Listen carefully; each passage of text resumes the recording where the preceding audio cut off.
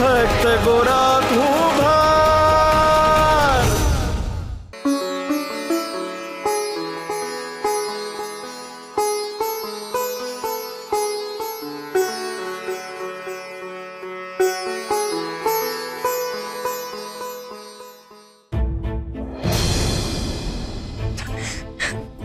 સવાર સવારમાં કકડાટ છે। આ તે કઈ રીત છે? ઘરના માણસ સાથે આવું વર્તન કોણ કરે? હું થયું તુલસી? મીઠી ભાભીનું કહેવું એમ છે કે સુરાભાના કાવડિયા આપણે ચોર્યા છે। હું એમને ક્યાં કઈ માન અને અપમાન જેવું છે જ। તમે મને એમ કહો કે કાલે તમે સુરાભાને માટલા વેચવામાં પાછી મદદ કરી હતી? આ કેવો સવાલ છે?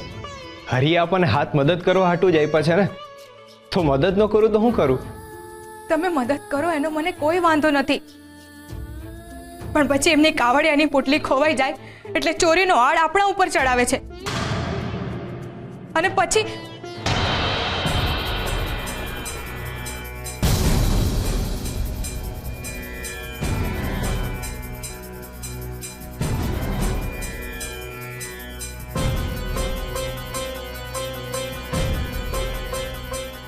આ કાવડિયાની પોટલી આપણા ઘરમાં કેવી રીતે? મને નથી ખબર। જરૂર એમની જ કોઈક ચાલ હશે, પણ આ વખતે હું એમની એક પણ ચાલ નહીં ચલાવી લઉં। તુલસી, અરે તુલસી,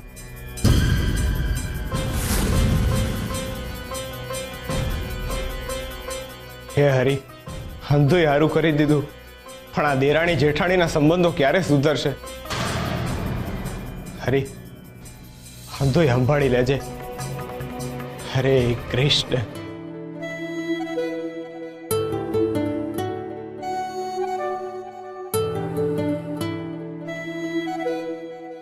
બસ આમ જ ખુશ રહેવાનું ને। આમેય માં તો કહેતી જ હતી ને કે ઘર હોય તો વાસણ તો ખખડે, ચિંતા નહીં કરવાની।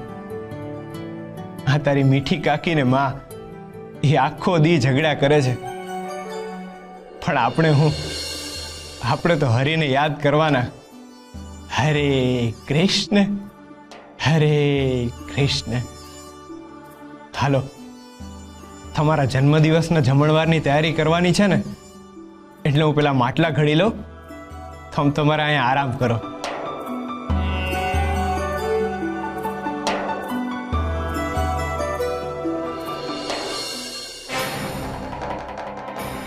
આ શું છે મીઠી ભાભી? તુલસી બહુ, આ કાવડિયાની પોટલી તમને ક્યાંથી મળી? એ તમે ભાભીને જ પૂછી લ્યો। આહા, ચોરી પોતે કરે છે અને જવાબ મારી પાસે માંગે છે। લ્યો કરો વાત। અમે ચોરી નથી કરી, પણ મને એ નથી ખબર કે આ પોટલી મારા ઘરમાં આવી કેવી રીતે? સાવ ખોટા બોલી છે તું। સકરી કાકી ખોટું બોલે છે। આ ઈના વરે મારા વરને મદદ કરીને એટલે ઈને ચીવો છે કે મારા વરે આટલી મહેનત કરી છે તો કાવડિયા ચોરી લઉં।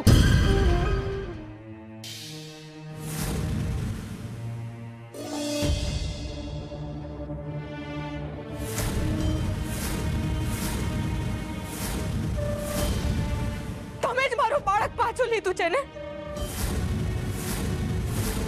મને મારું બાળક પાછું જોઈએ।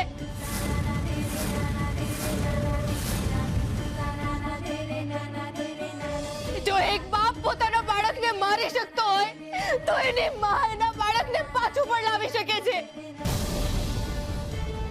જ્યાં સુધી મને મારું બાળક પાછું નહીં મળે ત્યાં સુધી હું મારું માથું તમારા મંદિરના પગથિયે કોટ્યા કરીશ, કોટ્યા કરીશ, કોટ્યા કરીશ, કોટ્યા કરીશ, કોટ્યા કરીશ, કોટ્યા કરીશ।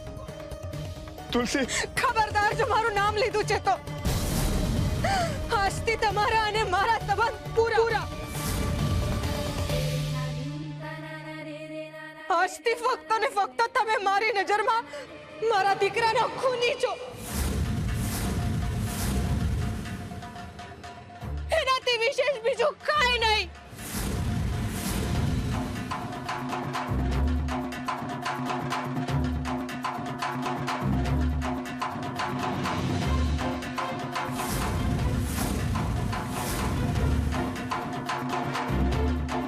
હરે કૃષ્ણ।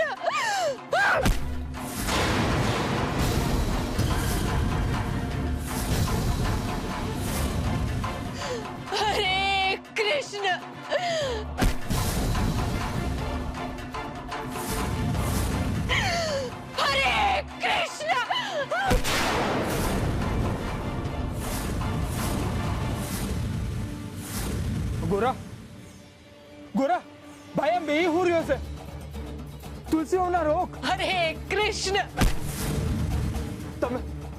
તમે લોકો કોઈ કંઈક કરો, દયા કરો. તુલસી વહુ, તમારા ઉપર આવો અત્યાચાર ના કરો. તુલસી વહુ, હરે કૃષ્ણ. હરે કૃષ્ણ. મીઠી મીઠી, તું તો તુલસી વહુને કંઈક સમજાવ.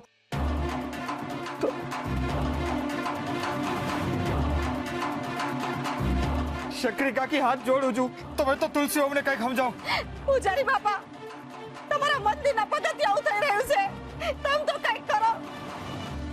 આ રોકો ને તુલસી વહુને. હે ભગવાન, હું શું કરું? તુલસી વહુ, બહુ થયું, હવે બંધ કરો. હરે કૃષ્ણ.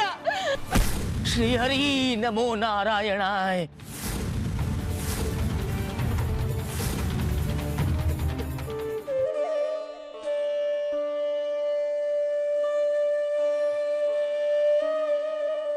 શુરાબા,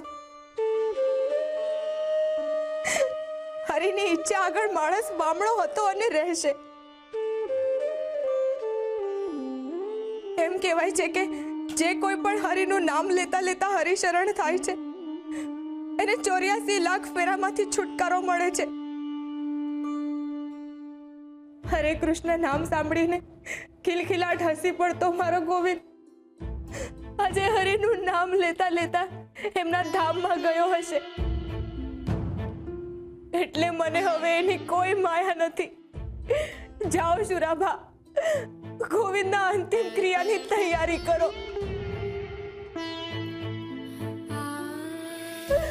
વસમી છે પણ વિદાય આપો મારા ગોવિંદને.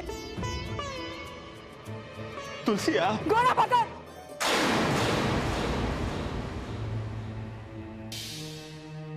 તમે મારા બાળકનું જીવન જીવતી જીવ માટીમાં ભેળવી દીધું અને એની સાથે સાથે મારું જીવન પણ માટીમાં ભેળવી દીધું. મેં મારા જીવનના બાગનું સિંચન લોહીથી કર્યું હતું, પણ તમે એને વેરાન કરવામાં કાંઈ બાકી નથી રાખ્યું ભગત. ગોવિંદના અંતિમ સંસ્કાર તો એ જીવતો હતો ત્યારે જ તમે કરી ચૂક્યા છો. હવે મર્યા પછી એને શાંતિથી રહેવા દો. મહેરબાની કરીને એને હાથ ન લગાડતા.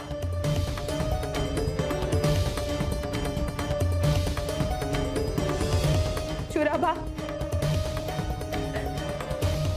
એક મોટા બાપા તરીકે તમે જ ગોવિંદને ગળથુથી આપી હતી ને, એટલે તમે જ હવે એનો અંતિમ સંસ્કાર કરજો.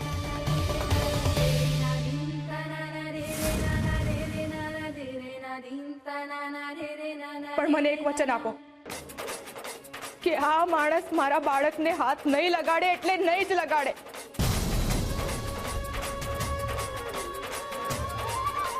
વચન આપો મને. તુલસી, હું જાણું છું કે મેં કેટલો મોટો અપરાધ કર્યો છે. ખરેખર હું તમારો અપરાધી જ છું. એટલે સુરા વચન આપે એનો સવાલ જ નથી ઊભો થતો. હું જ તમને વચન આપું છું. ને આમાંય હું એટલો અભાગી ને પાપી માણસ છું, મને આનો હક જ નથી.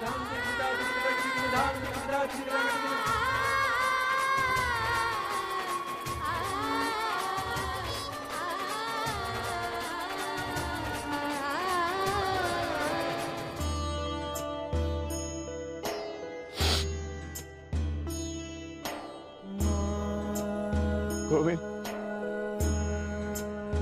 મારા દીકરા, મને માફ કરી દે.